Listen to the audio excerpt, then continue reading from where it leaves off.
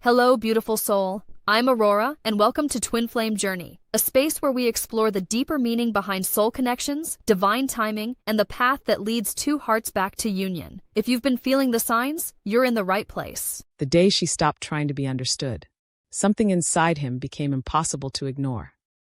Not because she chased less. Not because she became mysterious. Not because she suddenly turned into someone else.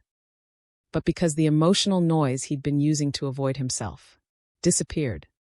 And that's the strange part no one really talks about. Sometimes a man doesn't begin to feel your absence after you leave. He begins to feel it the exact moment you stop carrying the emotional weight that was never yours to begin with. He'll still say he's fine. He'll laugh with friends. He might even date someone else. But then he'll hear a laugh that sounds vaguely like yours in a grocery store. Or reach for his phone without thinking. Or remember one sentence you said months ago while sitting at a red light on an ordinary Tuesday. And suddenly the silence between you becomes louder than every conversation he tried to replace it with. This isn't about manipulation. It's about what happens when a woman quietly reclaims the energy she kept pouring into someone who wasn't yet capable of holding it. Because that shift, it doesn't chase him. It leaves him alone with himself. And for some people, that's the loudest thing they've ever heard. I don't think the moment that changes everything is the breakup. I think it's much quieter than that. It's the day she stops carrying him emotionally without telling him she's done. There's no dramatic goodbye. No long paragraph. No speech about self-worth.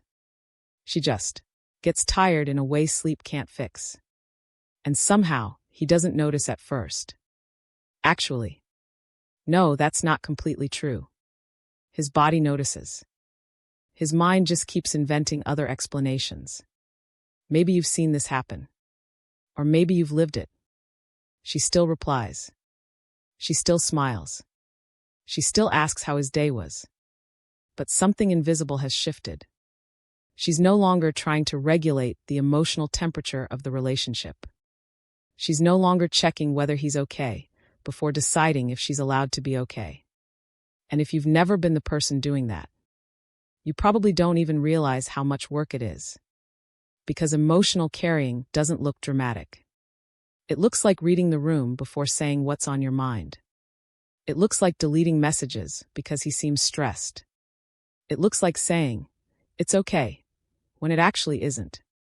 It looks like noticing his silence before he notices your sadness. Most people never see that labor. Especially the person benefiting from it. I remember someone asking me once, "What changed?" And I wanted to give them a complicated answer. Something poetic. Something wise. Instead, what came out was, I got tired of translating my feelings into a language he could tolerate. That sentence surprised me. Because I hadn't planned to say it. Sometimes the truth shows up before you're ready for it. There's this strange thing that happens when someone has been carrying the emotional weight for too long. They don't explode. Not usually. They become quieter. Not because they have nothing left to say. Because they're exhausted from repeating themselves in different words. And that's often the moment people misunderstand the most. He thinks she's calmer. She's actually done negotiating with reality. There's a difference. A huge one. I keep thinking about this ordinary Tuesday. Nothing important happened. At least that's how it looked. She sent him a picture of the coffee she'd made. Normally she'd add something playful. Some small joke. Maybe, "Don't judge my terrible latte art." That day, she just sent the picture. No caption. He pressed the heart reaction. Went back to work. Didn't think twice. She looked at the notification. Smiled. Locked her phone. And something inside her quietly stopped reaching. No fight. No tears. No announcement. Just enough. It's strange how relationships sometimes change inside completely ordinary moments. Not anniversaries. Not betrayals. Just a coffee photo without a joke attached. People always imagine emotional endings as fireworks. Sometimes they're paperwork. Silent. Administrative. A file being closed inside someone's heart. And the other person keeps talking as if the meeting hasn't ended yet. He'll probably say later, "I didn't know anything was wrong." Maybe he genuinely believes that. But I wonder sometimes if "I didn't know" really means I didn't realize the emotional work had become invisible because someone else kept doing it. Those aren't the same sentence. One sounds innocent. The other asks for accountability. And accountability is uncomfortable. Especially when no one intended to be cruel. Some people simply get used to someone always being emotionally available. Like electricity. You only notice it after the lights go out. He still had access to her. That was the confusing part. She answered his calls. She wished him luck before meetings. She remembered his mother's birthday. She wasn't being cold. She wasn't punishing him. She simply stopped carrying what belonged to him. And suddenly, conversations became shorter. Not because she was trying to create distance. Because she stopped filling every silence. There's a difference there too. One afternoon he sent, "Everything okay?" Just those 2 words. She looked at the message for a long time. Then typed, "Yeah." She almost added, "Just tired." Deleted it. Almost added, "It's been a hard week." Deleted that too. Then she put the phone face down. Not to manipulate him. Honestly. She just didn't have the energy to explain herself anymore. Sometimes silence isn't strategy. It's fatigue. Real fatigue. The kind where your body feels heavy for reasons your doctor can't measure. Weeks passed. He noticed something. He couldn't name it.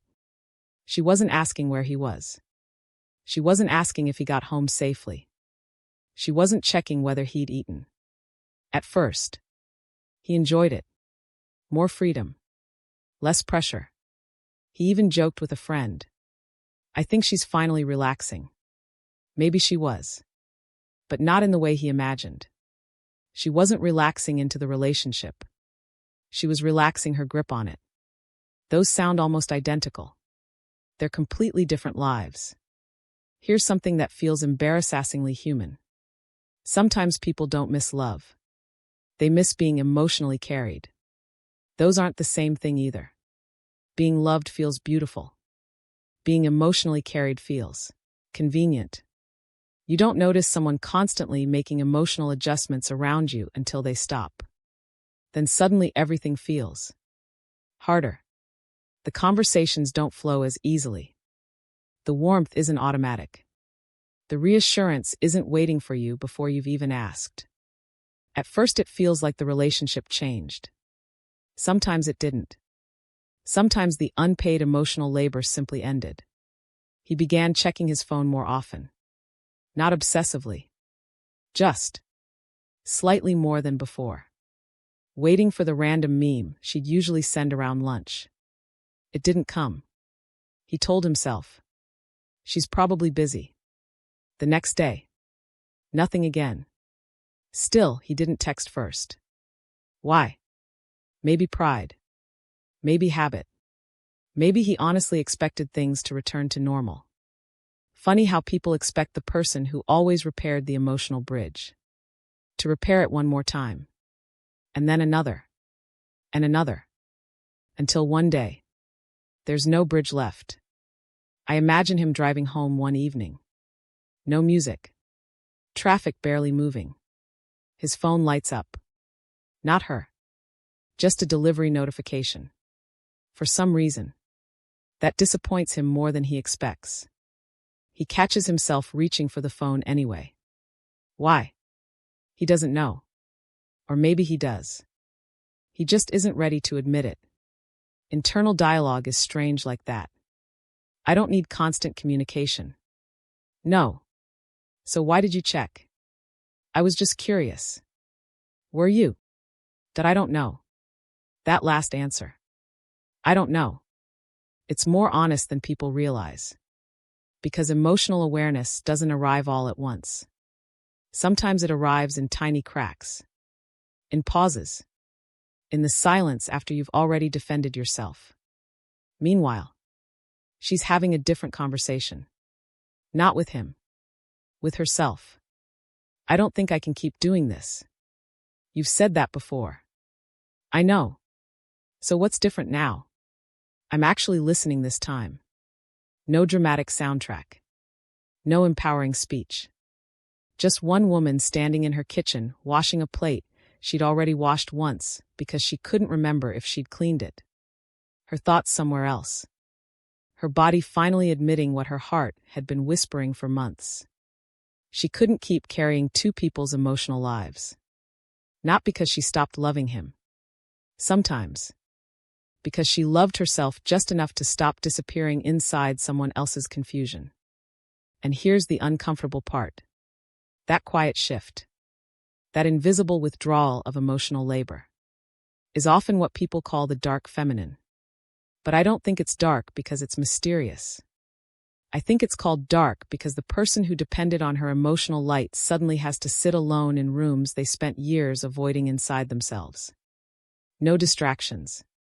No emotional translator. No one softening every difficult truth before it reaches them. Just the echo of their own inner world. And that echo can be startling. Because for the first time, he isn't reacting to her emotions.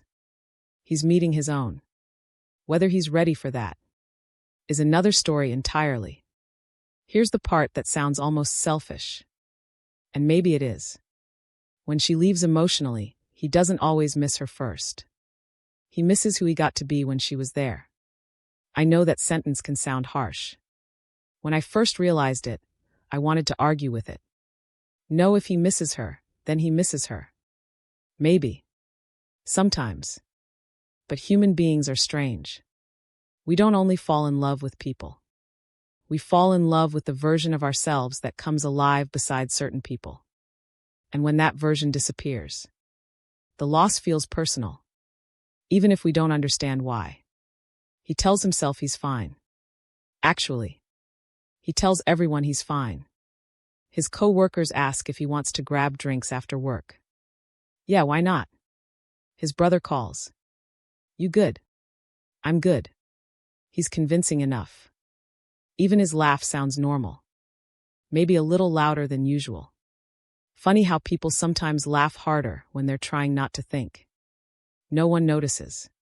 Or maybe they notice something. But not enough to ask twice. He starts filling his schedule. Gym. More overtime. Random weekend plans. A podcast playing constantly in the car. The television stays on while he folds laundry. Not because he's watching it. Because silence has started behaving differently. Silence used to feel peaceful. Now it feels crowded. There's something waiting inside it. Something he keeps walking around instead of through. One night he comes home exhausted. Not physically. Emotionally. Although he wouldn't use that word. He throws his keys into the bowl near the front door. Misses. They land on the floor. Normally, she would have laughed. She would have said, "You've never made it into that bowl." He would have rolled his eyes. Picked them up. Pretended to be annoyed. Now, the keys just stay on the floor for almost an hour. Not because he's lazy. Because the apartment suddenly feels unfamiliar. It's the same apartment. Same couch. Same lamp. Same coffee table with one slightly uneven leg. But somehow, everything feels like a place where someone used to exist. And that's difficult to explain. Objects remember people differently than we do. He opens the refrigerator. Nothing looks good. He closes it. Opens it again 30 seconds later. As if different food might appear. It doesn't. He orders takeout. Eats half. Leaves the container on the counter overnight. Again. Small things start slipping. Laundry stays unfolded. Plants die. Mail piles up. Nothing catastrophic. Just enough disorder to quietly suggest that something inside him has stopped paying attention.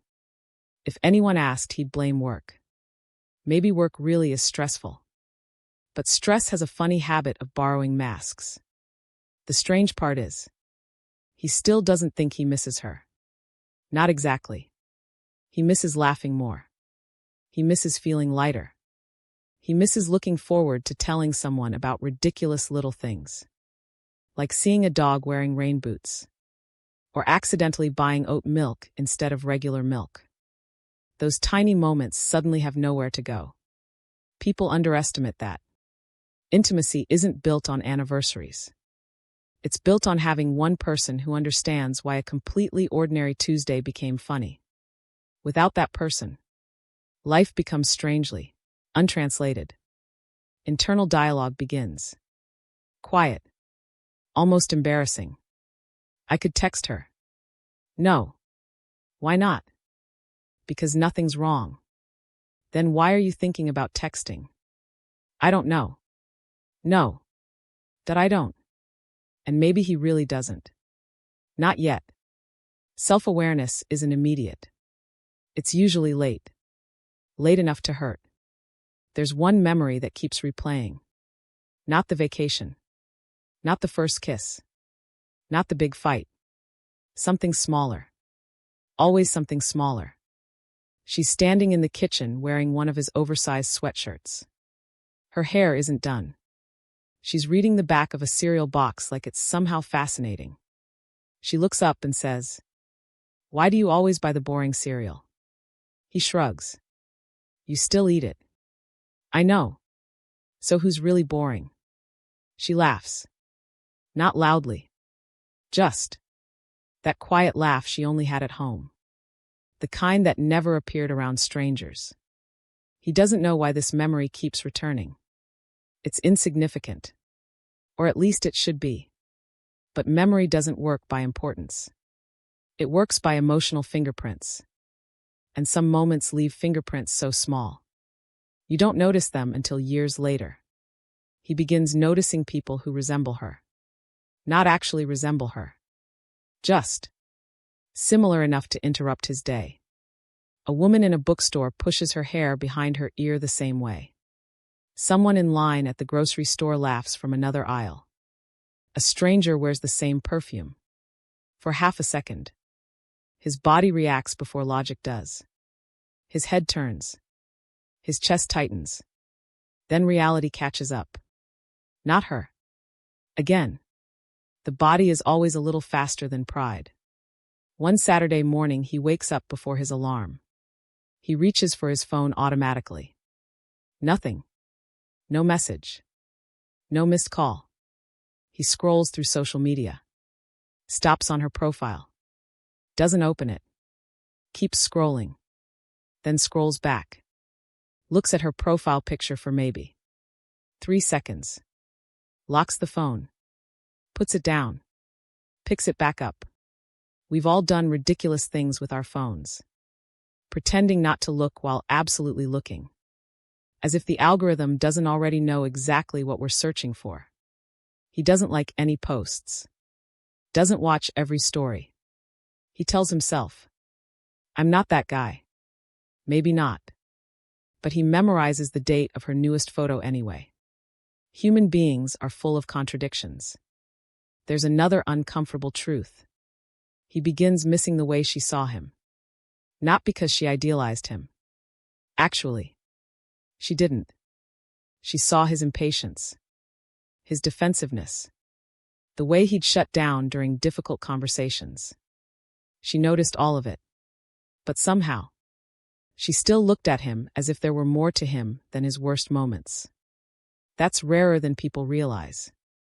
Being deeply seen isn't always comfortable. But being unseen afterward can feel strangely lonely. One evening he's driving home. Red light. Windows down. It's warm outside. The car beside him is playing some old song he hasn't heard in years. Suddenly, he remembers singing terribly with her on another drive. Neither of them knew the lyrics. They invented half of them. She laughed so hard she snorted.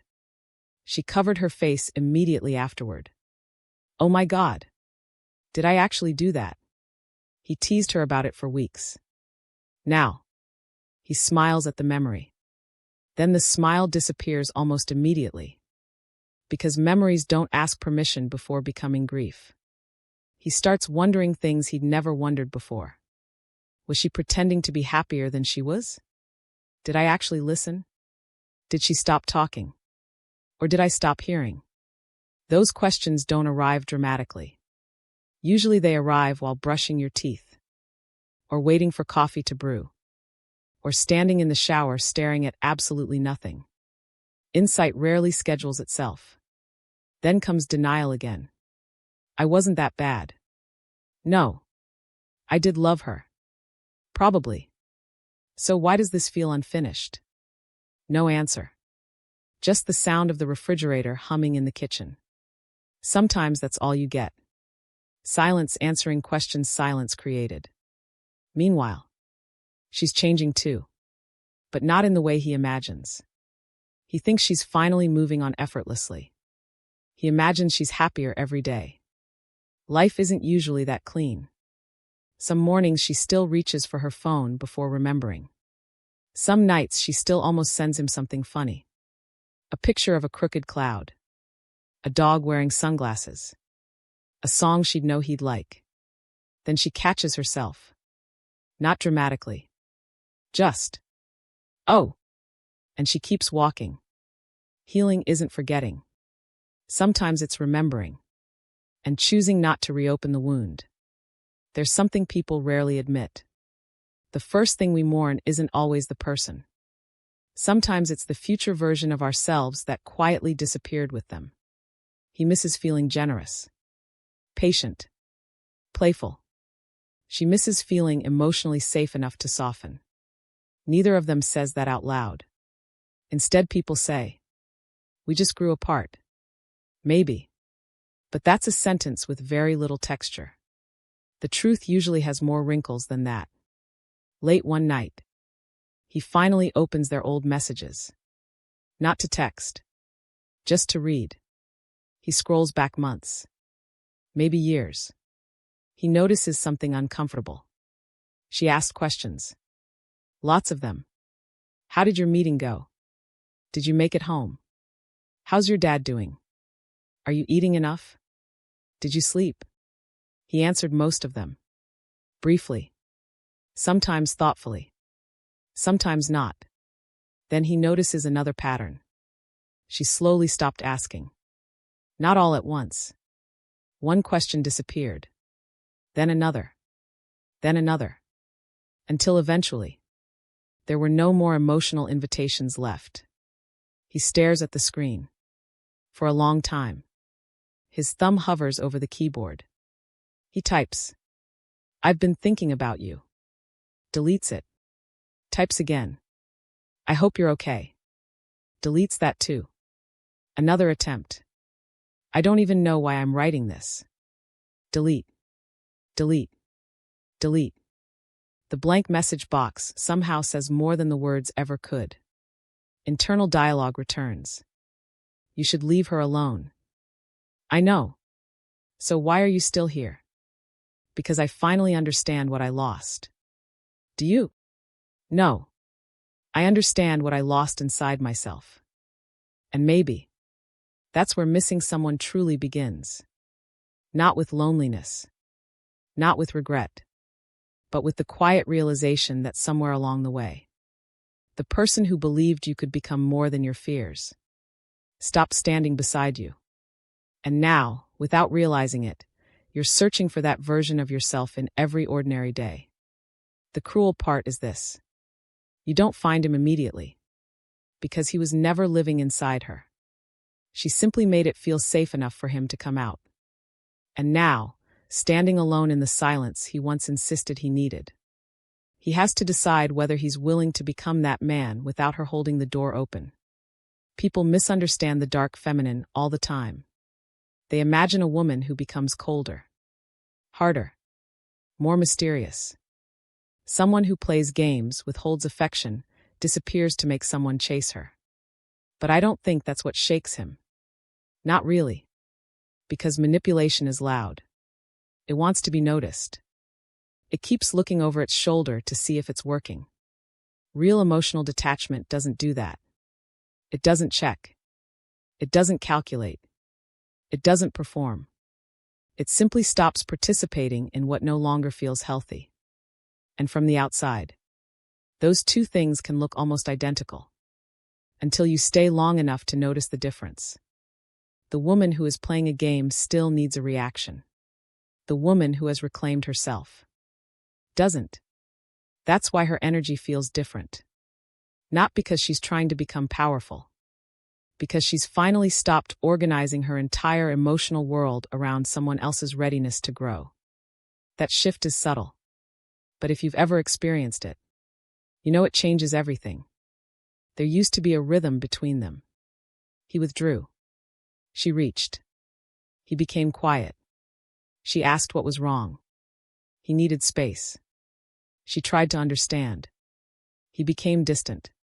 She searched for the invisible things she'd done wrong. It happened so gradually that neither of them questioned the pattern. It almost felt like love. Almost. Until one day she realized. She was confusing love with emotional maintenance. Those aren't the same thing. One nourishes two people. The other slowly empties one person to keep the other comfortable. The realization didn't arrive during an argument. It happened in a grocery store. Of all places. She was standing in the cereal aisle, staring at boxes she wasn't actually reading. She suddenly noticed she had spent the entire drive there rehearsing a conversation that hadn't happened. If he says this, I'll answer like this. But if he gets defensive, I'll explain it another way. She stopped pushing the shopping cart. Just stood there. People walked around her. Someone reached past her for a box of granola. And for the first time, she heard her own thoughts as if they belonged to someone else. She whispered under her breath, I'm having conversations with someone who isn't even here. That sentence stayed with her. Not because it was dramatic. Because it was painfully ordinary. How much of her life had become emotional preparation. Preparing for his mood. Preparing for his withdrawal. Preparing to soften difficult truths before he heard them. Preparing to make honesty easier for someone else to receive.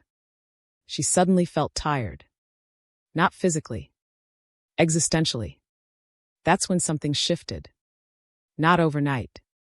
Not all at once. But little by little. She stopped preparing. And that is where the dark feminine begins. Not with revenge. With relief. He noticed first in the smallest ways. She no longer rushed to answer every message. Not because she wanted him to wait. Because she was genuinely doing other things. Reading. Walking. Cooking dinner without checking her phone every 4 minutes. She wasn't timing her responses. She simply wasn't centering her day around them anymore. He found that strangely unsettling. Why? Because predictability had disappeared. Not the unhealthy kind. The comforting kind. He knew exactly where to find her emotionally before. Now, he couldn't. Not because she was hiding. Because she was finally living somewhere other than inside his expectations. He sent a message one afternoon. It wasn't important. Just a meme. Normally she would have answered immediately. She replied 3 hours later. That's actually funny. Nothing more. No extra questions. No invitation to keep talking. No emotional doorway left open. He stared at the screen longer than he'd admit. Something about that message felt different. Not rude. Not cold. Complete. That's the word. Complete. It didn't need anything back. For the first time, he couldn't lean on her emotional momentum to keep the interaction alive. He had to create it himself. And he realized. He wasn't sure how. Most people think chemistry disappears because feelings disappear. Sometimes chemistry disappears because one person stops doing 90% of the emotional work. When that happens, conversations become strangely quiet. Not because affection died, Because the invisible engine stopped running. There's a question I think very few people ask themselves. Who has been carrying the emotional continuity of this relationship? Not the logistics. Not paying bills. Not planning vacations. The emotional continuity. Who remembers unresolved conversations. Who notices tension before anyone says anything. Who repairs disconnection. Who keeps intimacy alive when everyday life becomes exhausting. When one person has done that for years, their absence feels enormous, even if they're still physically present. One evening he called her unexpectedly. She answered. Hey. Hey. There was nothing wrong with the conversation. Actually, that was the problem. Everything was perfectly polite. He talked about work. She listened. She mentioned a new book she'd started reading. He said that sounded interesting. Then, there was silence. Normally she would have rescued it. Asked another question. Shared another story. Made another emotional offering. This time, she didn't. The silence simply existed. Finally he said, I should probably let you go. She smiled. Okay. Have a good night. You too. Call ended. He looked at his phone afterward. Something felt unfinished. But nothing had gone wrong. That confused him. He couldn't explain it. Because he wasn't missing excitement. He was missing emotional generosity. And generosity can't be demanded. Only offered. Meanwhile, her evenings had changed too. Not because she was happier every minute. Healing isn't constant happiness. It's quieter than that. She started taking longer walks after dinner. Sometimes without music. Sometimes without podcasts. She noticed flowers she'd passed 100 times before. She bought fresh bread from the bakery 2 streets over. Started making recipes that took too long. Not because she suddenly became a different person. Because she finally had emotional energy left over for herself. People rarely talk about that. What happens when emotional labor ends? You get time back. Attention back. Curiosity back. Life slowly becomes larger than one relationship. That isn't indifference. That's recovery. He imagined something completely different. He assumed her silence meant she'd stopped caring. It's a common misunderstanding. Because emotionally unavailable people often look exactly like emotionally healed people. From a distance. Both stop chasing. Both stop explaining themselves repeatedly. Both become quieter. But the motivations couldn't be more different. The emotionally unavailable person withdraws because closeness feels dangerous. The healed person withdraws because self-abandonment feels dangerous.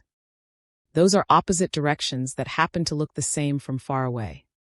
One afternoon, he accidentally drove past the little cafe they used to visit. He almost turned in. Then didn't. Kept driving. 10 minutes later. He turned the car around. Walked inside. Ordered the same coffee. Sat at the same table near the window. It looked smaller somehow.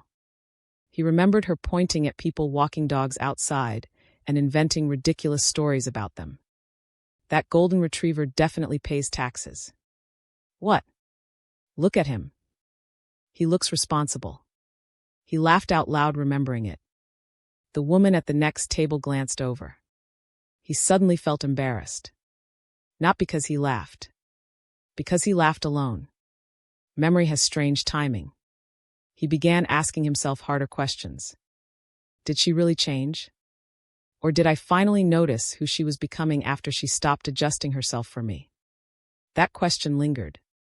Because maybe she hadn't become mysterious. Maybe she'd simply become visible. The version he'd always known was partly shaped around making him comfortable. Now, without that constant adjustment, he was meeting someone new.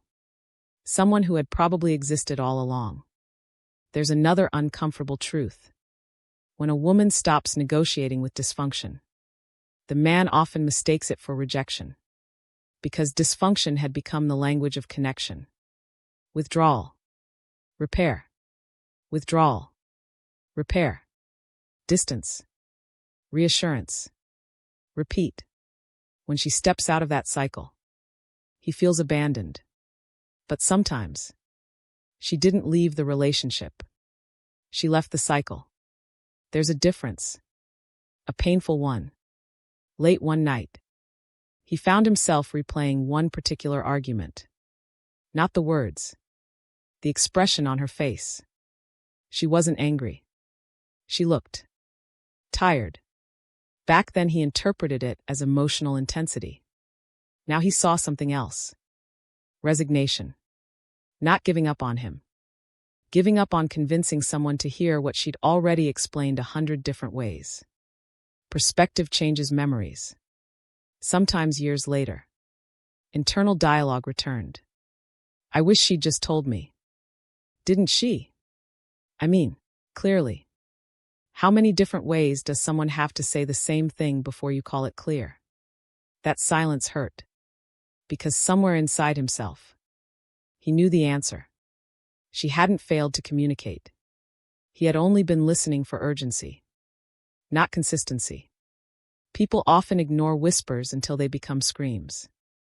Then they're shocked when the whisper disappears completely. Meanwhile, she was sitting on her balcony watching the sky change colors. Her tea had gone cold beside her. She realized something unexpected. She hadn't thought about checking whether he was okay all day. Not because she wanted revenge. Because her nervous system had finally stopped treating someone else's emotional state like an emergency. She almost cried. Not from sadness. From relief. Imagine carrying an invisible backpack for years. Then one morning realizing you'd accidentally set it down. That's what it felt like. The weight wasn't dramatic as it left. It simply wasn't there anymore. This is why the dark feminine unsettles him. Not because she becomes impossible to understand, but because she becomes impossible to control through old emotional patterns. Not intentionally. Naturally. His withdrawal no longer pulls her closer. His silence no longer sends her into self-doubt.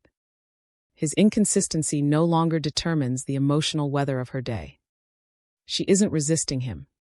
She has simply stopped resisting herself. And that changes the entire relationship. Because now, for perhaps the very first time, he isn't standing across from a woman trying to earn love. He's standing across from someone who has quietly remembered she was worthy of peace long before anyone else recognized it. And there is something profoundly disorienting about meeting a woman who no longer needs to abandon herself in order to stay connected. Because in her calm, without accusation, without punishment, without performance, she silently invites one terrifying question. If she can stop betraying herself, what excuse do I still have for betraying myself? Here's something we almost never talk about. We assume healing happens in the mind first. We imagine thoughts changing, beliefs changing, decisions changing. But that's rarely how human beings work. Especially when love has lived in the nervous system for a long time.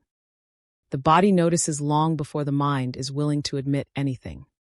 That's why someone can spend months saying, "I'm over it," while their stomach tightens every time a familiar name appears on their phone. That's why a song can steal your breath before you even remember why it matters. The body remembers what the mind edits. And his body has been keeping a record the entire time. At first, nothing feels dramatic. He wakes up, gets dressed, drives to work, answers emails, laughs when appropriate, makes coffee. For anyone watching from the outside, life appears normal. Even he believes it's normal. Mostly. Until little things begin happening that don't seem connected. He starts waking up 5 minutes before his alarm. Not refreshed. Just awake. His mind immediately searches for something. He doesn't know what. He reaches for his phone almost automatically. No messages. Nothing urgent. He sets the phone down. closes his eyes again. Sleep doesn't return. Instead, there's a vague feeling in his chest. Not sadness. Not anxiety. Just an absence. As if someone quietly removed a piece of furniture from a room he knows by heart. He can't identify what's missing. Only that the room feels different. His body becomes restless in strange ways. He walks faster without realizing it. Taps his foot during meetings. Checks the time more often. He opens apps on his phone for no reason. Closes them. Opens another. Refreshes the same news feed he'd looked at 30 seconds earlier. People think distraction is a mental habit. Sometimes it's physiological. The nervous system keeps searching for the source of discomfort, even when consciousness refuses to name it. One afternoon, he's sitting in traffic. Red brake lights stretch for what feels like miles. Normally, this would have annoyed him. Instead, his mind wanders. He remembers sitting in this exact traffic with her months ago. She had rolled down the window despite the heat. He asked, "Why?" "I like hearing people." "What people?" "All of them. The motorcycles. Someone arguing across the street. A kid laughing. Music coming from another car." She smiled. "The world's louder with the windows open." At the time, he thought she was being strange. Now, he lowers the window. Not because he suddenly likes noise. Because his body remembers hers. He doesn't even notice himself doing it until warm air fills the car. Memory isn't always visual. Sometimes it's muscular. Sometimes your hands repeat movements your heart hasn't explained yet. This is what fascinates me about grief. It rarely introduces itself politely. It sneaks into routine. He walks into the grocery store. Automatically reaches for the pasta she liked. Stops. Puts it back. Then wonders why he picked it up in the first place. Not because he misses pasta. Because for years, his body quietly organized itself around another person's existence. Without asking permission. Without announcing it. Love becomes procedural. Like muscle memory. One evening after work, he unlocks his apartment door. For one split second. Before the lights come on. His nervous system expects someone to be there. Not consciously. He isn't thinking, "I hope she's home." It's quicker than thought. The expectation exists for maybe half a heartbeat. Then reality catches up. The apartment is silent. Again. It's astonishing how much can happen inside 1 second. Expectation. Recognition. Disappointment. Acceptance. All before the door finishes closing. People often ask, why does he suddenly come back months later? Maybe because the body takes longer than pride. Pride lives in language.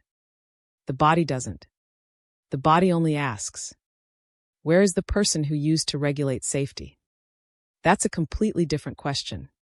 She never realized how many ordinary moments they had shared. Neither did he. Until ordinary moments started hurting. He buys coffee.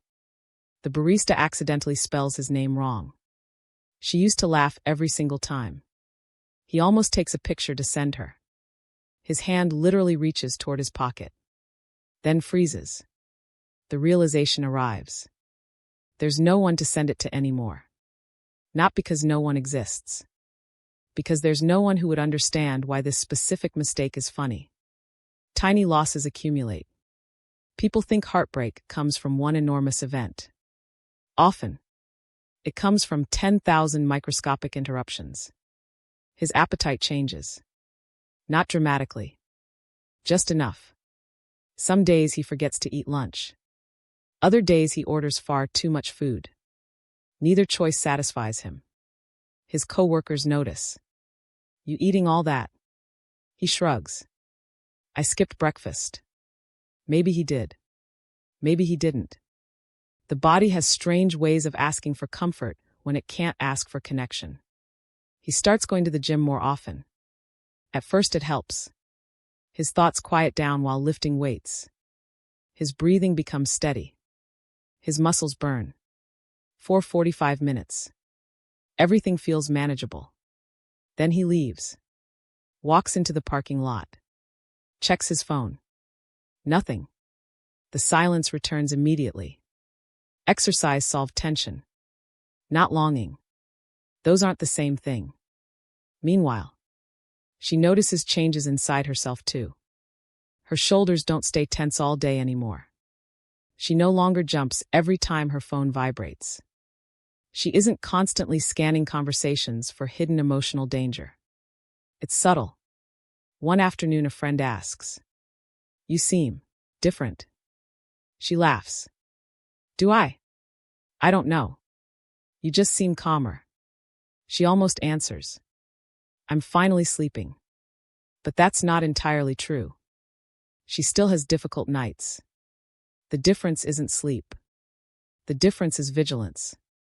Her nervous system is slowly learning that peace doesn't have to disappear without warning. That's what healing often looks like. Not excitement. Safety. Back at his apartment. Friday night arrives. He orders takeout. Puts on a movie. Halfway through, he realizes he hasn't followed the plot at all. His thoughts have been somewhere else. He rewinds 20 minutes. Still doesn't absorb anything. Finally, he turns the television off. Silence. There it is again. Not empty. Crowded. The kind of silence that feels like someone almost speaking. Internal dialogue begins. "I'm just lonely." "Are you?" "Yes." "Then why don't you call someone? You have friends." "I know. So why aren't you calling them?" "They won't fix this." "What is this?" He has no answer. Because loneliness isn't always the absence of people. Sometimes it's the absence of one particular nervous system experience. Being deeply understood. Being anticipated. Being emotionally known without constant explanation. Friendship helps. Family helps. But some emotional fingerprints exist only once. One Saturday, he decides to clean the apartment. Really clean it. Music playing. Windows open.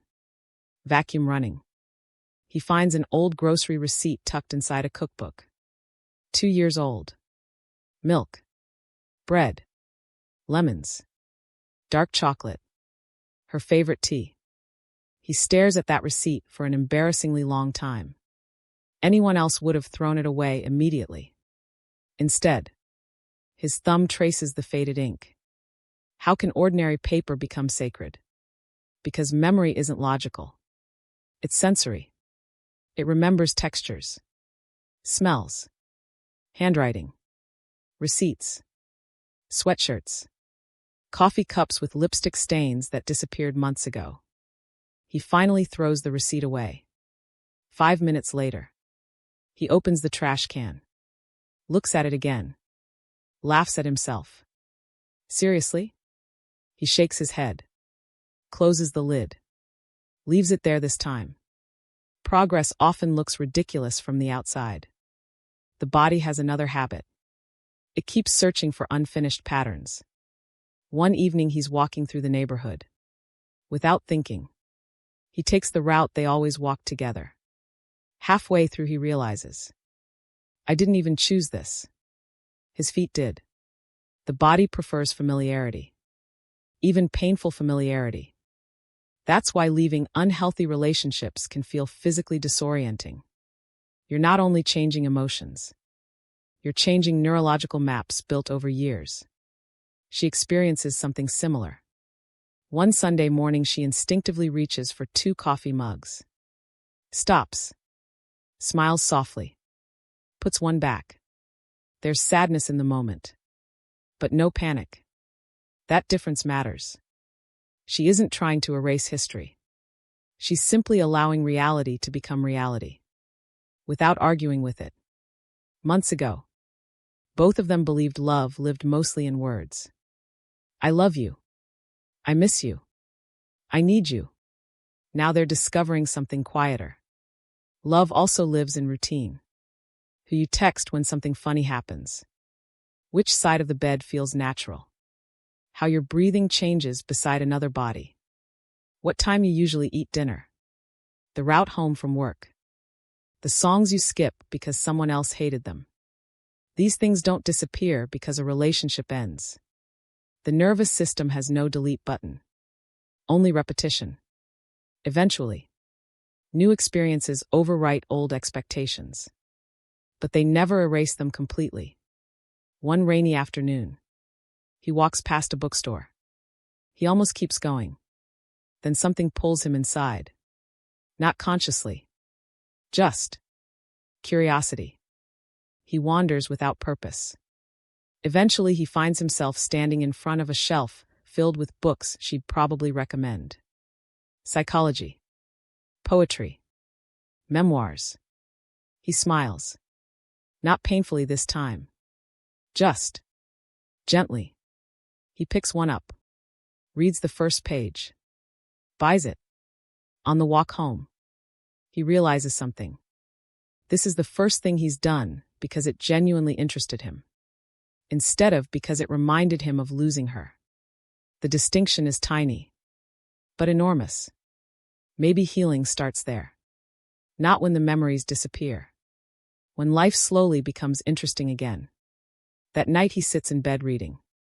A sentence catches his attention. He closes the book. Not because he dislikes it. Because something inside him finally speaks clearly. Not in words. In recognition. The ache he's been carrying isn't only missing her. It's missing the version of himself that only existed inside unconscious patterns. For months, his body had been asking one question over and over. Where did safety go? Now, for the first time, another question quietly replaces it. What if safety isn't something another person gives me? He isn't ready to answer. Not yet. Growth rarely begins with certainty. It begins with a question the nervous system is finally willing to hear. Because this has never been only a story about losing a woman. It's the story of a man whose body keeps reaching for yesterday. Until one quiet afternoon, it realizes tomorrow is asking to be lived differently. And perhaps that is the first true awakening.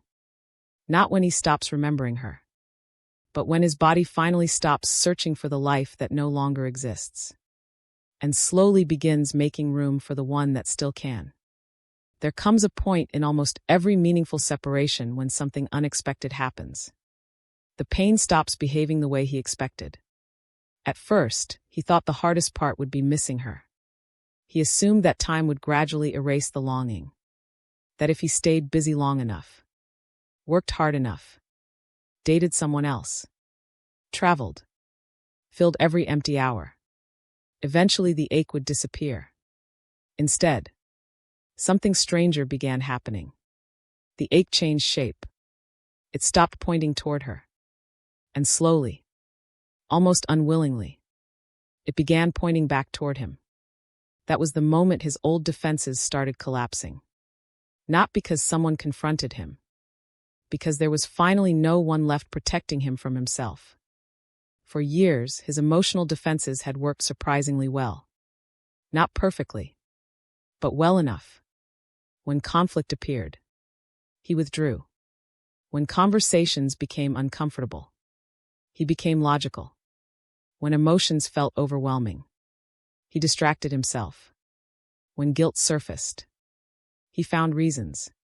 When vulnerability knocked, he convinced himself it wasn't the right time. These weren't conscious decisions. They had become survival strategies so early in life that they felt like personality. People often confuse coping mechanisms with identity. I'm just independent. I'm just not emotional. I need space. I hate drama. Sometimes those statements are true. Sometimes they're beautifully constructed hiding places. He never intended to hurt her. That's important. Most people don't wake up wanting to become emotionally unavailable. They simply become very skilled at surviving without fully feeling. There's a difference. One is cruelty. The other is adaptation. Unfortunately, Adaptation can wound people just as deeply. The strange thing about emotional defenses is that they only work while someone else keeps participating in them. His withdrawal only worked because she kept coming closer. His silence only functioned because she kept trying to understand it. His emotional walls felt solid because she kept walking around them instead of asking why they existed. When she stopped, the walls remained. But suddenly, they weren't protecting him from anyone. They were trapping him inside. One evening he sat alone in his apartment after another ordinary day. Nothing terrible had happened. Work was fine. Dinner was decent. The weather was beautiful. Still, he couldn't shake the feeling that something inside him was beginning to crack. Not dramatically. Quietly. He turned off the television. The silence felt heavier than usual. He walked to the kitchen, opened the refrigerator, closed it again, walked to the window, looked outside without really seeing anything. Finally, he sat on the floor instead of the couch. He wasn't even sure why. Maybe because the floor felt more honest. There are moments in adulthood when your body chooses humility before your mind understands it. He remembered one conversation from years ago. She had asked him something incredibly simple. "What are you feeling?" He laughed. "I don't know." She smiled gently. "Can you guess?" "I honestly don't think about feelings that much."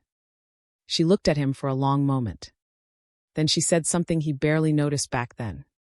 "You probably feel them all the time. You just don't have names for them."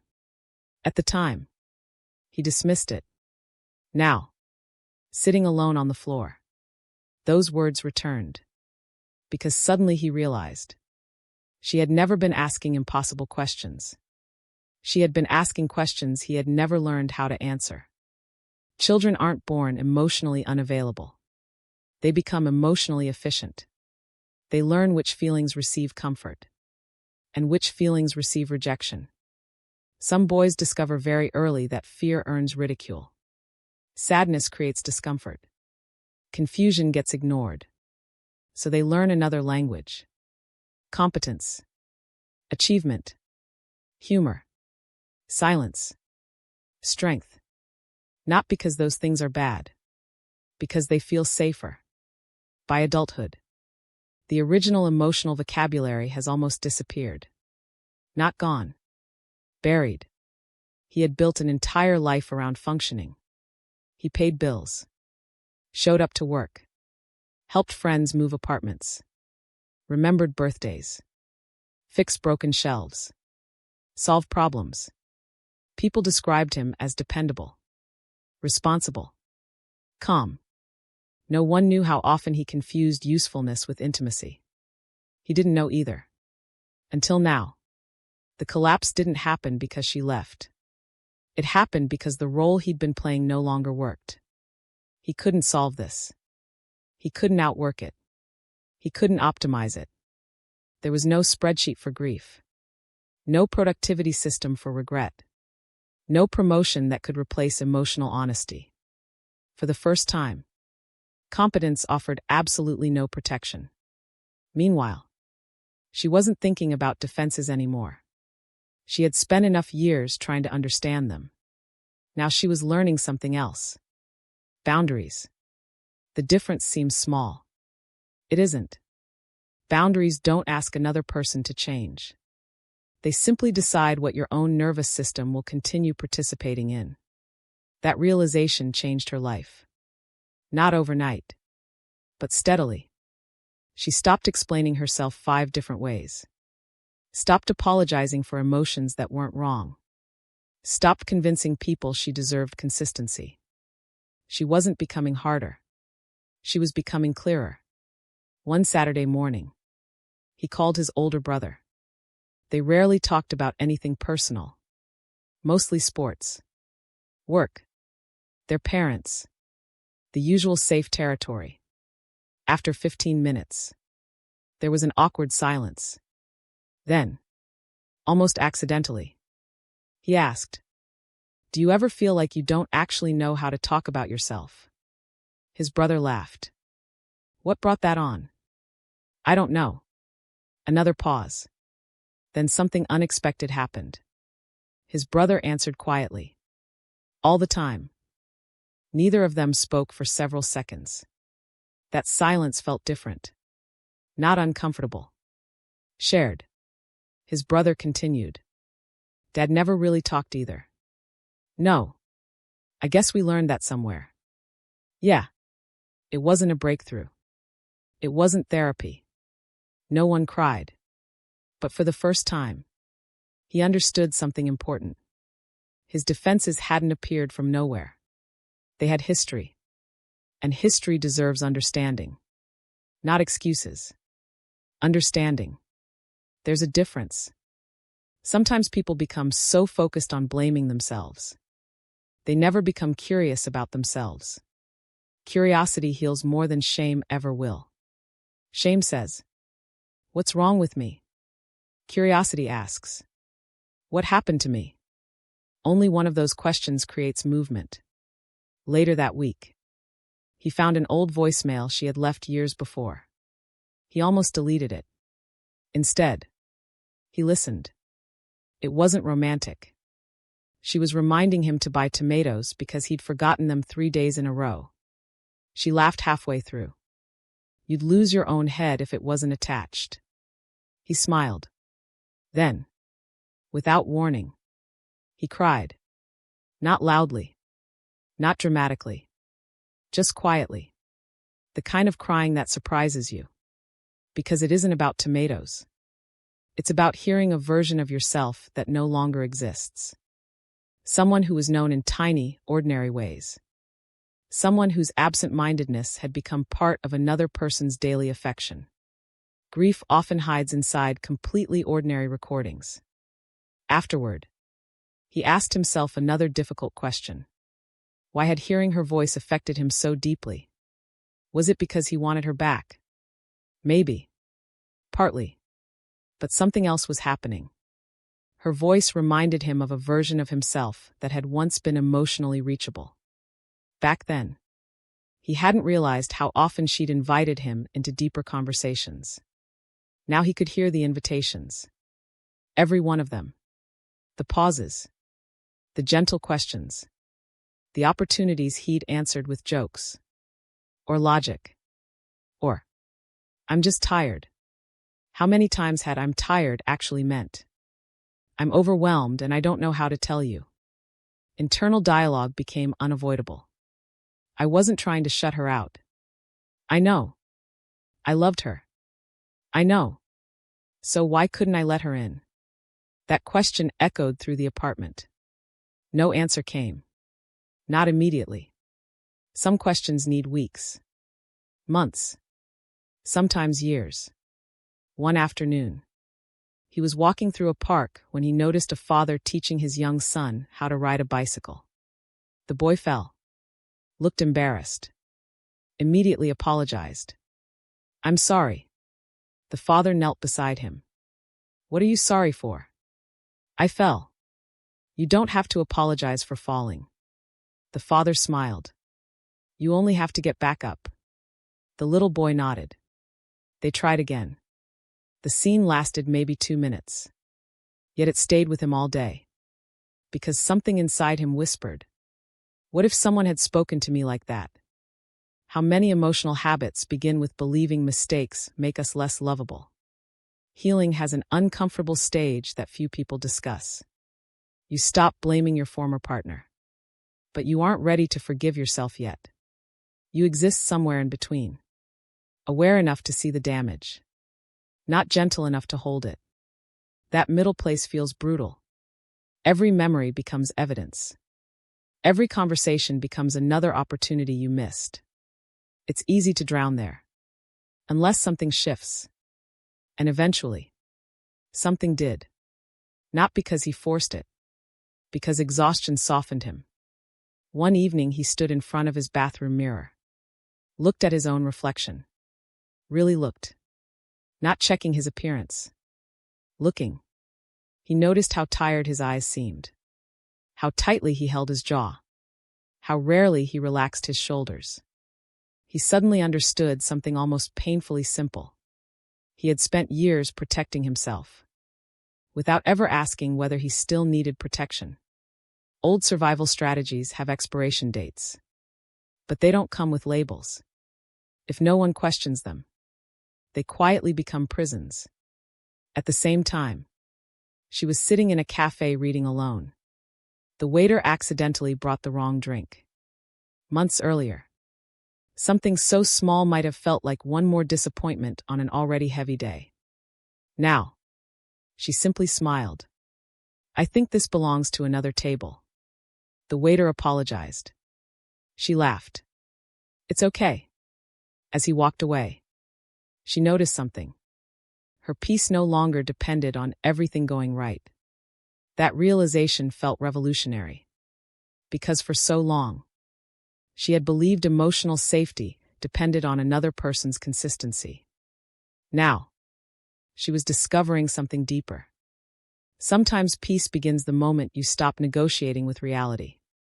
His collapse wasn't happening because she had become stronger than him. It was happening because truth had become stronger than denial. He could no longer tell himself, "This is just bad timing," or "We were simply incompatible." Those explanations felt too small now. The deeper truth was more uncomfortable. She hadn't asked him to become someone else. She had only asked him to become someone more available. And he hadn't known how. Not because he lacked love. Because he lacked access to parts of himself that love requires. That realization didn't destroy him. Oddly enough, it freed him. Because if the problem had always been her, he would have remained powerless. If the problem had only been bad luck, nothing meaningful could ever change. But if the problem included defenses that were built, then perhaps those defenses could also be dismantled. Slowly, patiently, one honest conversation at a time, one uncomfortable feeling at a time, one moment of choosing presence instead of protection. Perhaps this is the quiet truth no one tells us. The collapse of old defenses doesn't feel like becoming stronger. It feels like becoming less certain, less armored, less interested in being right. It feels like admitting, "I don't actually know myself as well as I thought." And strangely, that admission is often the first real act of courage. Because real strength isn't found in the walls we spend years constructing.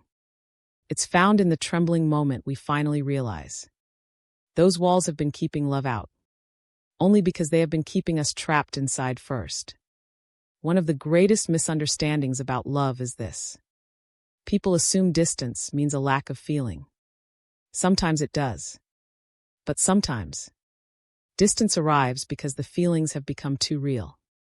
This confuses almost everyone. She thinks, "If he loved me, he would come closer." He thinks, "I love her so much that I don't know how to stay." Neither person understands what is actually happening beneath the surface. Because real intimacy doesn't simply create connection. It exposes every place inside us where connection once felt unsafe. Think about it. Most people aren't afraid of casual relationships. Casual relationships are manageable. You can perform, impress, hide certain parts of yourself. Leave before anyone notices what you're afraid of. Nothing essential is ever at risk. Real intimacy is different. Real intimacy quietly removes every place you used to hide. And for someone who has spent years surviving behind emotional armor, that kind of closeness can feel almost unbearable. Not because love is dangerous, because being fully seen is. He didn't withdraw after she cared for him. He withdrew after he realized she actually understood him. Those are two different moments. The first feels comforting. The second feels terrifying. Because once someone truly understands you, you can no longer pretend to be someone else. He remembered one evening that had seemed completely ordinary. They had been cooking dinner together. Nothing romantic. Just chopping vegetables. Music playing softly from the kitchen speaker. She looked at him for a second and smiled. "You're worried." He looked up. "What?" You've been worried all day. No, I haven't. You have. I'm just tired. She didn't argue. She simply nodded. Okay. Then she handed him another onion to chop. That was the end of the conversation. Or so he thought. Now, months later, he realized why that moment stayed with him. She hadn't believed his words. She had believed his nervous system. She saw the tension in his shoulders, the way he held the knife, how quietly he'd become, how many times he'd sighed without noticing. She wasn't reading his mind. She was reading his body. That level of being seen can feel profoundly comforting, or profoundly threatening, sometimes both at once. There is a strange paradox inside many emotionally defended people. They desperately want someone to understand them, until someone actually does. Then suddenly, they feel exposed. It's similar to standing in a brightly lit room after years in darkness. The light isn't hurting you. Your eyes simply haven't adjusted yet.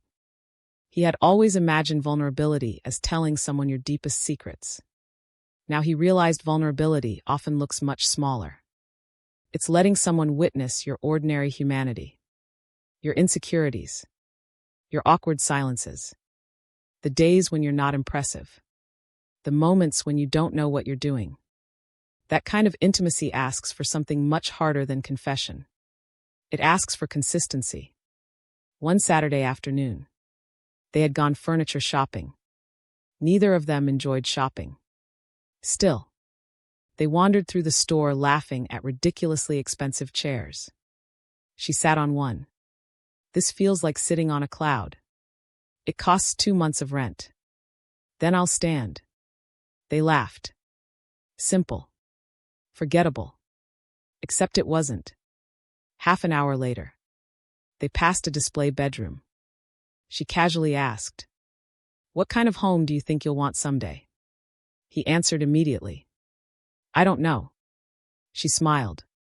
"You always know." "I really don't." She didn't push.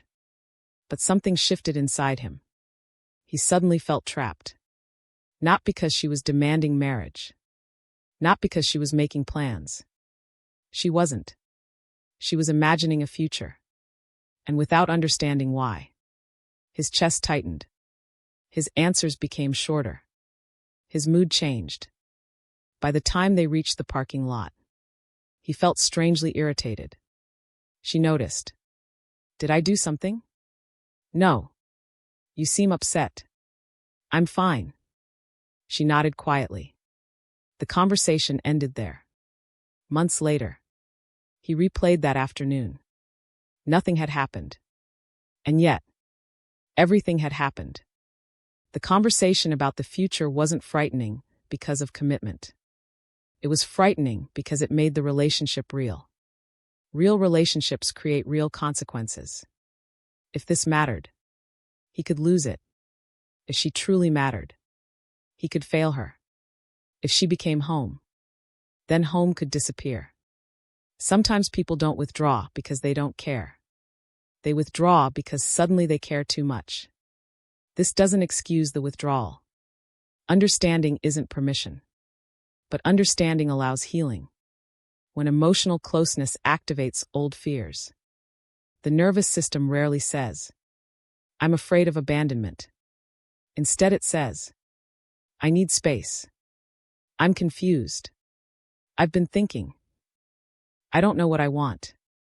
Those statements may feel completely true in the moment, because fear often disguises itself as uncertainty. Meanwhile, she interpreted his distance in the only way that made sense to her. He must not love me. So she tried harder. She became more patient, more understanding, more available. Ironically, every extra step she took toward him increased the pressure he already felt. Not because she was doing anything wrong, because his nervous system interpreted closeness as expectation. And expectation triggered old survival patterns. One evening, he didn't answer her messages for almost 2 days. She finally texted, "I hope you're okay." Nothing accusatory. Nothing dramatic. Just concern. He stared at the message for almost an hour. He wanted to answer. He really did. Instead, he felt guilty. Then ashamed. Then overwhelmed. Eventually, he answered with only 3 words. Sorry, busy week. Technically, it wasn't a lie. But it wasn't the truth either. The truth would have sounded something like this. I don't understand why talking to the person I love suddenly feels impossible. Most people never send messages like that. Not because they don't feel them. Because they don't know how. He often believed silence would protect the relationship. If I wait until I understand myself. If I figure things out first. If I calm down. Then I'll explain everything. But emotional silence has a strange side effect. While one person is waiting to understand themselves, the other person is left creating explanations alone. And the human mind hates unanswered questions. So it invents answers. He doesn't love me. I asked for too much. I'm not enough. The silence writes stories that words could have prevented. Months after the relationship ended, he finally admitted something to himself. He hadn't only been afraid of losing her. He had been afraid she would eventually discover he wasn't enough. The irony broke his heart. Because she had spent years trying to convince him otherwise. There was one memory he couldn't stop revisiting. It happened late one night. They had been lying in bed talking about childhood. Nothing dramatic. Just stories. Favorite teachers. Old family vacations. Embarrassing moments. Then she asked quietly, "What scared you most when you were little?" He laughed. "I don't know. You never got scared?" "Not really." She looked at him. Not suspiciously. Just patiently. Several minutes passed. Finally, almost against his own will, he answered, "I guess. My parents fighting." The room became completely silent. She reached for his hand. Didn't speak. Didn't analyze him. Didn't offer advice. She simply held his hand. Looking back, that wasn't the frightening part. The frightening part came afterward. For the next several days, he felt unusually anxious around her. He couldn't understand why. Now he did. She had witnessed a part of him that had spent decades hidden. His instinct wasn't to stay close.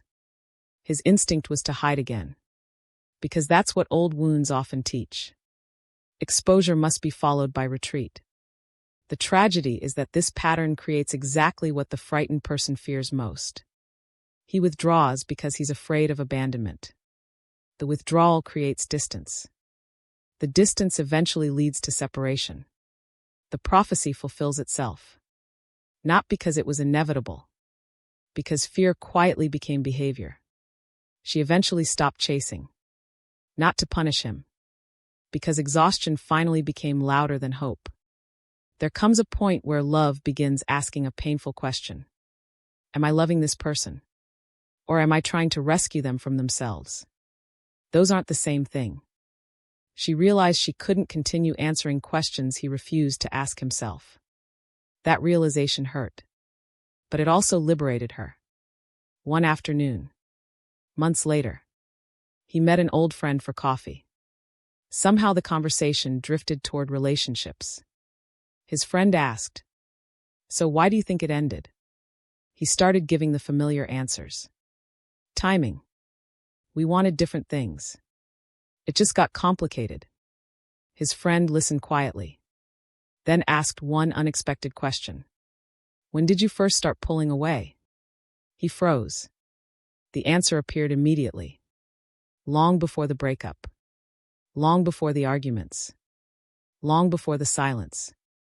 It happened shortly after he'd realized. I could actually spend my life with this woman. That was the exact moment. Not because commitment scared him. Because being loved that deeply terrified the parts of him that had never believed they deserved it. People often imagine healing as learning to communicate better. Communication matters. Of course it does. But underneath communication lives something even more important: the capacity to remain present after being seen. Not to disappear. Not to numb. Not to run. To stay. That is a skill, not a personality trait. Meanwhile, she continued building a life that no longer revolved around waiting. She traveled with friends, read more books, started saying yes to invitations she'd once declined. Not because she had forgotten him, because she remembered herself. There's a quiet confidence that appears when your emotional energy finally belongs to you again. It isn't loud. It doesn't demand attention. It simply exists. And somewhere else, he was beginning to understand something that had once seemed impossible. The intimacy he had spent years running from was never the enemy. The enemy had always been the frightened version of himself that believed love would eventually expose every flaw he carried. He mistook acceptance for danger, closeness for pressure, being understood for losing control. Now, for the first time, he wondered what might have happened if he had stayed one conversation longer, one uncomfortable evening longer, one vulnerable answer longer. Perhaps love had never been asking him to become fearless. Perhaps it had only been asking him to remain present, long enough to discover that the person sitting across from him wasn't trying to expose his wounds. She had been trying to make sure he never had to carry them alone. And sometimes, the deepest regret isn't realizing someone loved you. It's realizing they were offering safety, while every defense inside you kept insisting you were under attack. There is a moment that almost never looks dramatic. No final argument. No dramatic goodbye. No declaration that changes everything. In fact, if you were watching from the outside, you might not notice it at all. She simply wakes up one morning and decides not to organize her entire emotional world around whether he comes back. That is the day waiting quietly ends. And strangely, that is often the day time begins for him. Not calendar time. Emotional time. Because while she was waiting, his life felt suspended. There was always tomorrow. Always another chance. Always the comforting illusion that nothing essential had actually been lost. When she stopped waiting, tomorrow quietly disappeared. Only today remained. Many people believe healing begins the day someone lets go. More often, healing begins the day someone stops postponing their own life. There is a subtle difference. Letting go sounds like forgetting. Stopping the wait simply means choosing not to pause your existence for an uncertain future. She wasn't pretending she no longer loved him. She wasn't trying to erase the memories. She wasn't forcing herself to become indifferent. She simply asked herself one honest question. How much of my life have I postponed? The answer frightened her. Trips she never booked. Books she wanted to read. Friends she kept canceling. Creative ideas she never explored. Entire weekends emotionally consumed by checking whether he had viewed her story. Whether he was online. Whether his profile picture had changed. Waiting doesn't always look like standing still. Sometimes it looks like living, while never fully arriving in your own life. One Saturday morning, she woke up without reaching for her phone. Not intentionally. She simply forgot. She made coffee, opened the windows, watered the plants, played music while cleaning the apartment. Nearly an hour passed before she remembered there was a phone charging on the kitchen counter. When she finally picked it up, there were no new messages from him. For the first time, the absence didn't immediately tighten her chest. Instead, she quietly placed the phone back down, then finished washing the dishes. The moment lasted only seconds. Yet something enormous had happened. Her attention had begun returning home. Healing rarely announces itself. It arrives disguised as ordinary mornings. Meanwhile, his mornings were becoming strangely different. Not because anything had changed externally. His routines remained almost identical. Alarm. Coffee. Shower, traffic, work, lunch, gym, home. But something inside those routines had shifted. He couldn't explain it. He only knew that time suddenly felt heavier. Days no longer blended together the way they used to. He caught himself looking at the calendar more often. Another month. Another season. Another birthday approaching. Life wasn't waiting. Neither was she. There is an illusion many emotionally avoidant people unconsciously believe. If I need to reconnect later, I can. Not because they are manipulative. Because distance has always felt temporary. Growing up, conflicts eventually disappeared without being discussed. Emotions settled themselves. People moved on. Nothing required immediate attention. That history quietly taught the nervous system something dangerous. There will always be another opportunity. Until one day, there isn't. He first noticed it while scrolling through social media. A mutual friend had posted several photos from a hiking trip. She was there, standing on a mountain overlooking the sunrise. Hair blowing in the wind. Smiling. Not posing. Actually smiling. He looked carefully. She wasn't smiling at anyone behind the camera. She wasn't performing happiness. She looked present. He zoomed in, then immediately felt ridiculous for zooming in. He closed the app, opened it again 5 minutes later, looked once more. There was something unsettling about the photo. Not because another man appeared. There wasn't. Not because she looked different. She didn't. Because she looked like someone whose life had continued. And for the first time, he realized he wasn't the center of that life anymore. That realization landed quietly. Like snow. Soft. Silent. Impossible to ignore. She had once spent entire evenings imagining what he might be doing. Now, she barely noticed the passing hours. Not because she was forcing herself not to think about him. Because there were finally other things asking for her attention. One evening, she joined a pottery class she'd postponed for almost a year. She laughed every time the clay collapsed on the spinning wheel. Her first bowl looked completely crooked. The instructor smiled. That's everyone's first bowl. She laughed. I think mine might actually be worse. No. It's just honest. She drove home with clay under her fingernails. For some reason, that made her happier than receiving another disappointing text ever had. She wasn't replacing him. She was rediscovering herself. There is a difference.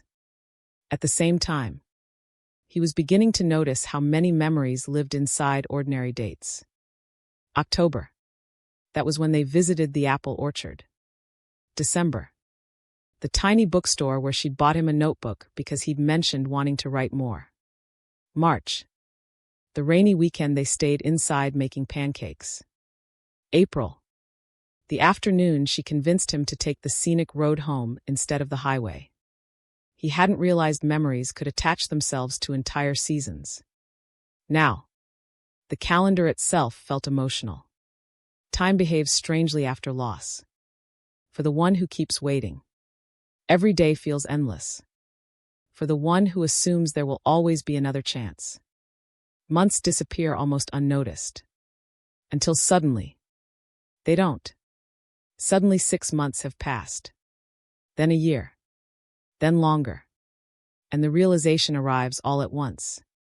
Life has been happening while I thought I still had time. One evening, he walked past the restaurant where they used to celebrate little victories. Not anniversaries. Ordinary things. Her finishing a difficult project. His promotion. Making it through stressful weeks. The hostess recognized him. Just one tonight? The question was innocent. Completely routine. Still, it lingered after he sat down. Just one tonight. He ordered the same meal. Halfway through dinner, he looked toward the empty chair across from him. Not because he imagined she would suddenly appear. because his body remembered conversation happening there. Love leaves invisible furniture inside the nervous system. People remain seated long after they have physically gone. Later that week, his mother called. During the conversation, she casually asked, "Have you heard from her recently?" "No. I always liked her." "I know." Another silence. Then his mother said something simple. "She waited for you a long time." He didn't answer. Because she was right. And because hearing it from someone else somehow hurt more. Sometimes the people outside the relationship quietly witness things we never allowed ourselves to see. Meanwhile, she had stopped asking the universe impossible questions. Will he come back? Does he miss me? Is he thinking about me? Instead, her questions slowly changed. What kind of life feels peaceful? Who am I becoming? What brings me alive? Notice the difference. The first questions revolve around another person's choices. The second revolve around her own. That shift changed everything. Not because answers came easily. Because the direction of her attention finally changed. Healing often looks less like finding certainty, and more like reclaiming curiosity. One rainy afternoon, she wandered into a secondhand bookstore. No particular reason. She simply had an hour before meeting a friend. While browsing the shelves, she found a novel she'd once recommended to him. She smiled. Not sadly, just warmly. She almost bought 2 copies out of habit, then laughed quietly at herself. 1 copy. Life had adjusted in small ways. Even shopping had become different. Those tiny moments mattered. Because habits reveal where attachment once lived. Across town, he found the notebook she'd given him. The one from the bookstore. Most pages remained blank. Only the first page contained handwriting. Not hers. His. A sentence he'd written years ago after she encouraged him. "I want to become someone who doesn't spend his whole life running from difficult conversations." He stared at the sentence for several minutes. He had forgotten writing it. Forgotten wanting it. Forgotten that some part of him had already known the truth long before the relationship ended. Sometimes our younger selves leave messages our older selves aren't ready to hear until much later. He finally understood something painful. Time doesn't simply pass. It reveals. At first, distance hides consequences. Everything feels reversible. Eventually, time removes the illusion of reversibility. Not because reconciliation becomes impossible. Because people become different. She wasn't becoming unavailable. She was becoming someone who no longer abandoned herself. He wasn't becoming unlovable. He was becoming someone forced to meet himself without distraction. Both were changing. Just in different directions. One evening, he almost texted her. He typed. Deleted. Typed again. "How have you been?" Delete. "I've been thinking about you." Delete. "I finally understand." Delete. The cursor blinked on the empty screen. He realized something uncomfortable. He wasn't afraid she wouldn't answer. He was afraid she already had an answer. An answer that no longer included him. So he closed the phone. Not because he stopped caring. Because regret and courage often arrive at the same door. And regret usually gets there first. There is another misunderstanding people often have about timing. They imagine timing exists outside of us. Wrong city. Wrong career. Wrong season. Sometimes timing is internal. One person becomes emotionally available while the other is still emotionally defended. Months later, their positions reverse. Not because fate enjoys irony. Because human beings rarely awaken simultaneously. Healing has its own clock. No one can rush it. No one can borrow someone else's. She eventually noticed something almost surprising. She no longer imagined accidental reunions.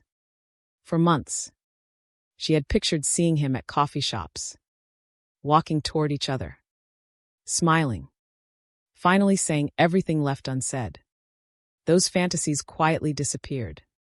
Not because she rejected the possibility, because her present life became more interesting than imaginary futures. That may be one of the clearest signs of genuine healing. Reality becomes more compelling than fantasy. He, however, found himself living increasingly inside memory. Not obsessively, but involuntarily. A certain song. A familiar perfume on someone passing by. A city street at sunset. The sound of ice clinking inside a glass exactly the way she liked her drinks. Memory wasn't attacking him. Memory was asking him to pay attention. There were lessons inside those moments that distraction had delayed for years. He began journaling. At first only one sentence each night. Then two. Then entire pages. Not about her. About himself. What frightened him. What he avoided. What he wished he'd said. Slowly, the journal stopped sounding like a man trying to win someone back. It began sounding like a man trying to stop abandoning himself. That shift mattered. Because chasing another person and returning to yourself are not the same journey. Perhaps that is why the ending of waiting changes everything.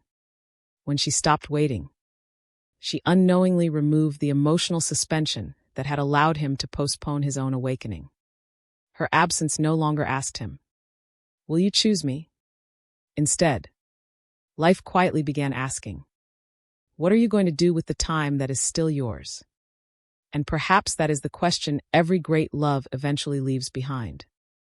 Not whether someone returns. Not whether the relationship survives. But whether the passing of time transforms the person who remains. Because time itself never heals anyone.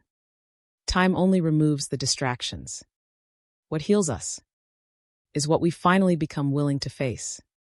Once there is nothing left standing between us and the life that keeps moving forward. There comes a point in every deep transformation when the conversations stop happening between two people and begin happening inside one person. No audience. No explanations.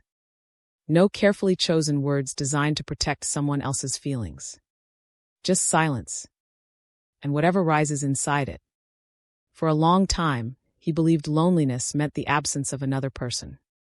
Now he was discovering something different. Loneliness wasn't an empty apartment. It wasn't eating dinner alone. It wasn't sleeping in a bed that suddenly felt too large. Real loneliness was finally hearing his own thoughts. After spending years outrunning them. At first, the silence felt unbearable. He filled it the same way many people do. Television playing in the background. Podcasts during every drive. Music while cooking. Scrolling before bed. Anything to prevent the quiet from becoming loud enough to ask uncomfortable questions. Distraction had become so normal that he no longer recognized it as distraction. He simply called it staying busy. But one evening, his internet went out. No streaming. No videos. No endless scrolling. Only the soft hum of the refrigerator and the sound of rain tapping against the windows. He wandered around the apartment for nearly 20 minutes before sitting on the floor beside the couch. His phone battery had almost died. There was nothing left to consume. Only himself. It felt strangely unfamiliar. Psychologists often say that avoidance isn't the absence of pain. It's the postponement of pain. Eventually, every postponed conversation arrives at the same door. And it usually knocks when life finally becomes quiet enough to hear it. That night, he remembered something she had once said. "You always know how to solve everyone else's problems." He had laughed. "I don't know about that." "You do. Then why can't I solve my own?" She smiled sadly. "Because your own problems require feelings, not solutions." At the time, he had dismissed the comment with another joke. Now, alone in the silence, those words returned with startling clarity. For the first time, he wondered if she had understood him better than he had understood himself. The following weekend, He bought a notebook.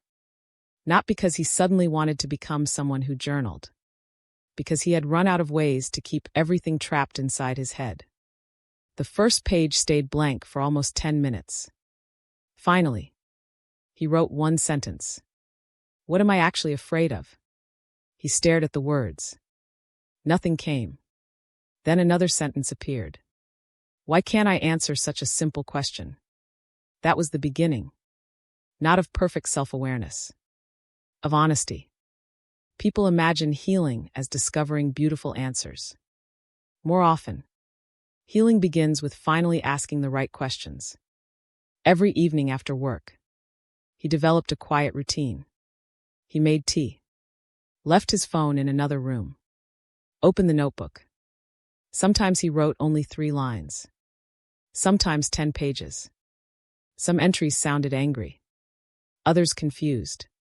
Some were filled with crossed-out sentences because he couldn't quite find the truth. But something remarkable began happening. His writing slowly changed pronouns. At first, every page began with she. She left. She stopped trying. She didn't understand. Weeks later, the pages began with I. I didn't know how to stay. I avoided difficult conversations. I confused distance with safety. Without realizing it, the story stopped being about losing someone. It became about finding himself. One rainy Tuesday, he wrote something that surprised him. I don't think I ever learned what emotional safety feels like. He read the sentence over and over. It felt too honest. Almost embarrassing. He nearly crossed it out. Instead, he underlined it. Sometimes, the sentences we most want to erase are the ones that deserve to remain. Around the same time, she was having different conversations. Not with him. Not even about him. She met a close friend for coffee. The conversation drifted naturally toward life. Work. Family. Travel. Books. At one point her friend asked, "Do you still think about him?" She smiled. "Sometimes. Do you miss him?" She looked out the window for a moment before answering. "I miss who I was trying to become with him." Then she paused. "But I don't need him to become her anymore." There was no bitterness in her voice. Only clarity. Healing doesn't always sound triumphant. Sometimes, it sounds surprisingly gentle. Meanwhile, his own inner conversations were becoming increasingly uncomfortable. He began noticing patterns that had once felt invisible. Every time someone expected emotional honesty, he changed the subject. Every time conflict appeared, he became logical instead of vulnerable. Every time he felt overwhelmed, he disappeared. He had called these habits personality traits. Now, he wondered if they were simply survival strategies that had outlived the circumstances that created them. One Sunday afternoon, he visited his parents. Nothing unusual. His father was fixing something in the garage. His mother was preparing lunch. Watching them, he suddenly noticed things he'd never consciously seen before. His father rarely spoke about emotions. Instead, he repaired broken objects, fixed leaking faucets, changed light bulbs, organized tools. Acts of service. Acts of usefulness. Love translated into labor. His mother filled emotional silence by asking practical questions. "Are you hungry? Do you need anything?" Neither parent had been unkind. Neither had failed him intentionally. They simply loved using the emotional vocabulary they had inherited. Driving home, he whispered aloud inside the car. "No one taught me this." Then, almost immediately, another thought followed. "But now it's my responsibility." That second sentence changed everything. Because understanding the origin of a wound is different from remaining loyal to it forever. Several weeks later, he finally scheduled his first therapy appointment. He almost canceled 3 times. He rehearsed excuses. "I'm too busy. I probably don't need this." I've already figured things out. But another part of him quietly answered, if you had, you wouldn't still be hurting. So he went. The therapist asked a question that seemed almost too simple. What brings you here? He had prepared an intelligent answer. Something thoughtful. Something organized. Instead, he unexpectedly said, I think I keep leaving people before they can really know me. Silence filled the room. Not awkward silence. Welcoming silence. The therapist nodded gently. When did you first learn that being known was dangerous? He didn't answer. Not because he refused. Because he genuinely didn't know. Yet, healing often begins not when someone gives us answers, but when someone asks questions we've never considered. Later that evening, he took a long walk through the neighborhood. Autumn had quietly arrived. Leaves covered the sidewalks. Children rode bicycles past him. An elderly couple walked hand in hand without speaking. Everything felt strangely ordinary. And somehow, that ordinary life comforted him. For months, he had imagined healing as some dramatic breakthrough. Instead, it felt like becoming more present inside simple moments. Maybe peace had never been dramatic. Maybe he had simply been too distracted to notice it. One night, he decided to write a letter. Not to send. Just to write. He addressed it to her. The first draft was filled with apologies. The second draft tried explaining everything. The third draft surprised him. It wasn't really written to her anymore. It was written to the version of himself who had existed inside the relationship. He wrote, I know why you ran. You believed leaving first would hurt less than being left. You believed silence was safer than disappointing someone. You believed love always asked you to become someone impossible. You were wrong. When he finished, he closed the notebook and cried. Not because he expected forgiveness. Because compassion had finally entered a place where shame had lived for years. There is a profound difference between self-pity and self-compassion. Self-pity says, my pain makes me special. Self-compassion says, my pain makes me human. That distinction quietly changes an entire life. At the same time, she had also begun writing. Not about the relationship. About herself. Lists of dreams she'd forgotten. Cities she wanted to visit. Courses she wanted to take. Books she wanted to finish. Goals that had nothing to do with romance. One evening, she looked back through old journal entries from the previous year. Nearly every page had revolved around him. His moods. His silence. His potential. She closed the notebook and smiled softly. Her newer entries barely mentioned him at all. Not because his impact had disappeared. Because her own life had finally become the main character. One afternoon, he caught himself talking aloud while driving. Not rehearsing imaginary arguments. Not explaining himself to her. Simply speaking honestly. I was scared. The words surprised him. He repeated them. I was scared. Then again. I was scared. He realized something almost absurd. He had spent years using complicated language to avoid one simple truth. Fear. Everything had come back to fear. Fear of rejection. Fear of dependence. Fear of disappointing someone. Fear of needing someone. Once he named it, the fear didn't disappear. But it stopped controlling him from the shadows. Named emotions lose much of their hidden power. Months earlier, every conversation inside his mind had ended with her. Now, they increasingly ended with himself. Not in a selfish way. In a responsible way. He no longer asked, why didn't this relationship survive? Instead, he asked, who do I want to become in every relationship from this day forward? That question pointed toward the future rather than the past. And healing always lives in that direction. One evening, he sat on a park bench watching the sun disappear behind the trees. Children laughed in the distance. Dogs chased tennis balls across the grass. A young couple walked by holding hands. For a brief moment, he felt the familiar ache. Then something unexpected followed. Gratitude. Not because everything had worked out, because love had revealed places inside him that comfort never could. Some people enter our lives to stay. Others enter to introduce us to ourselves. Both forms of love matter.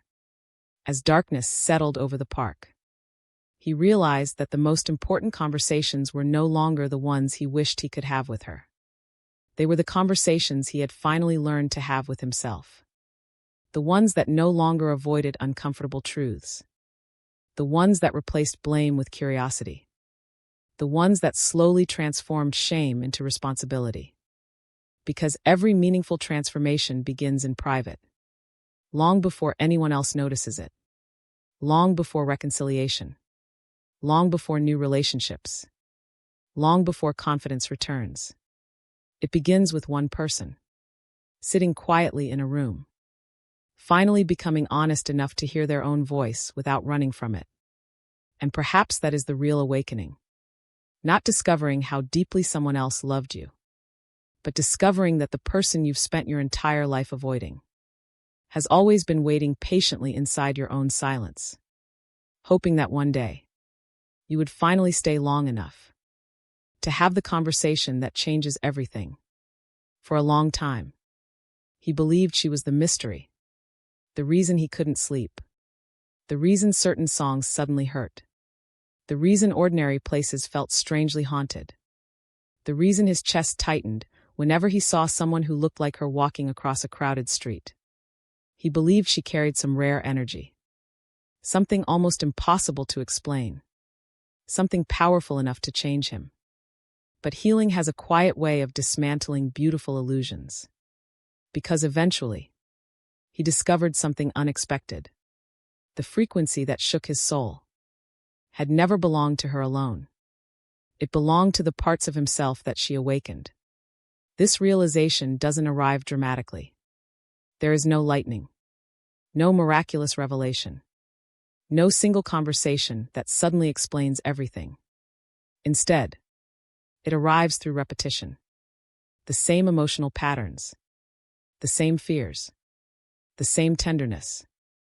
The same moments of unexpected grief.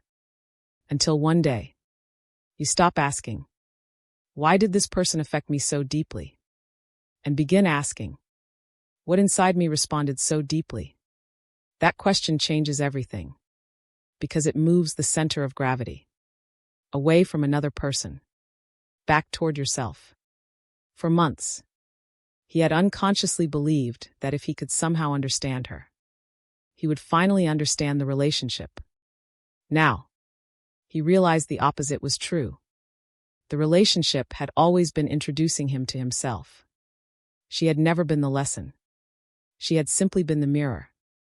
One afternoon, he was sitting in a cafe with his journal open. He wasn't writing. He was simply watching people. A father helped his young daughter stir hot chocolate.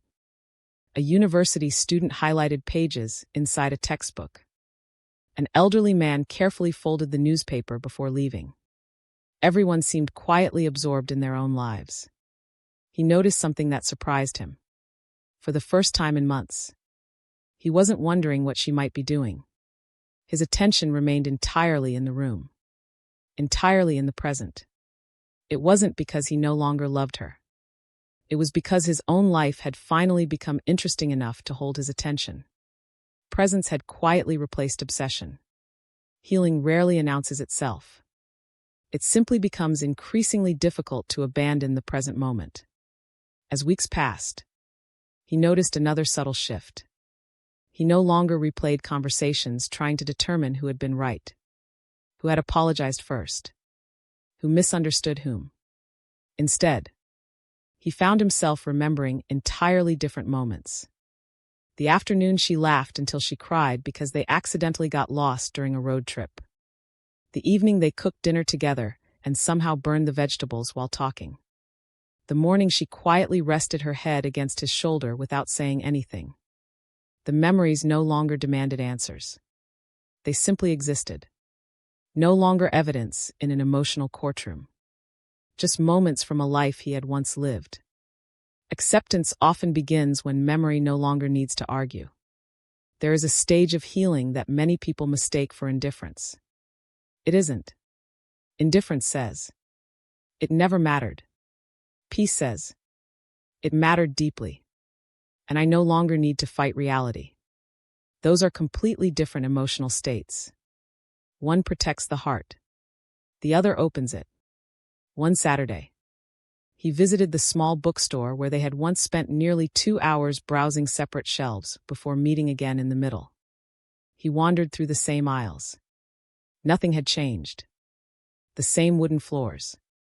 The same old lamp near the philosophy section. The same scent of paper and coffee. Months earlier, this place would have overwhelmed him. Now, it simply made him smile. Not because the memories had disappeared. Because they had softened. Grief had slowly stopped feeling like a wound. It had become part of the landscape. Like an old scar. Still present. No longer bleeding. He selected a book on emotional development.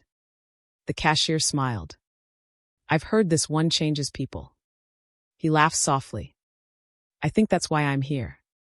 Walking home, he realized something almost humorous. He used to search for books that explained relationships. Now, he searched for books that explained people. Especially himself. His curiosity had shifted inward. And that changed every outward experience. Meanwhile, she was discovering something similar from the opposite direction. She had once believed that loving him required understanding every part of him. His fears. His silence. His contradictions. Now, she understood that compassion did not require endless interpretation. People are responsible for revealing themselves. Not for being endlessly decoded. She had spent years translating someone else's silence. Now, she allowed silence to belong to the person creating it. That wasn't cold. It was healthy. One evening, she received a message from a mutual friend. He seems different. She looked at the screen for several seconds. Months earlier, that sentence would have sent her imagination racing. Has he changed? Does he miss me? Will he reach out? Instead, she simply smiled. I hope he's doing well. She meant it. Completely. Not because she expected anything. Because resentment had quietly dissolved into goodwill. Healing had given her something she never expected. The ability to wish someone happiness. Without needing to be the reason for it. At almost the same time, he found himself thinking about something his therapist had said weeks before. You keep describing her as if she carried all the qualities you're searching for. He nodded. Maybe she did. The therapist smiled gently. Or maybe she awakened qualities you already valued. That sentence stayed with him. For days. Weeks. Eventually, he understood. Her kindness resonated because he longed to become kinder. Her emotional honesty affected him because honesty frightened and fascinated him. Her steadiness moved him because he lacked steadiness inside himself. What he admired wasn't simply who she was. It was who he wanted permission to become. Projection often sounds like admiration, until awareness quietly reveals that admiration is actually longing. The most powerful relationships don't always give us something new.